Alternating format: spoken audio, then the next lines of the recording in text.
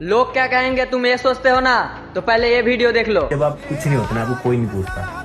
ये बिल्कुल रियलिटी है भाई। जब आप स्टार्ट करते हो, जैसे मैंने जब स्टार्ट किया था, तो भाई लोग तो हंसते ही थे, सब मजाक उड़ा रहे थे भाई क्या कर रहा है ये, क्या वीडियोस बनाता रहता है। 1,000 सब्सक्राइबर हो गए भाई 1 साल में, तब भी लोगों को कोई फर्क नहीं पड़ता भाई। आपको कोई नहीं पूछेगा भाई। स्टार्टिंग में मेरे को कोई नहीं पूछता था, लिटरली मेरे गली मोहल्ले वाले कोई भी नहीं पूछता था। तो 1,000 सब्सक्राइबर हुए, उसके बाद 5,000 हुए, तब भी किसी को फर्क नहीं पड़ा। धीरे धीरे करके आप लोगों ने सपोर्ट किया 1 लाख हुए ना।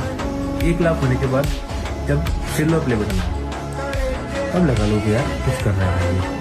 भाई जब तुम वीडियो बनाना स्टार्ट करते हो ना, तब लोग यही बोलते हैं कि क्या करेगा, दिन भर क्या करता है, वीडियो बनाता है, कुछ नहीं होगा इससे। लेकिन जब तुम धीरे धीरे ग्रो करने लगते हो ना, तब वही लोग क्या बोल के जाते हैं, तुमको पता है कि उसका लक साथ दे दिया, किस्मत अच्छा है।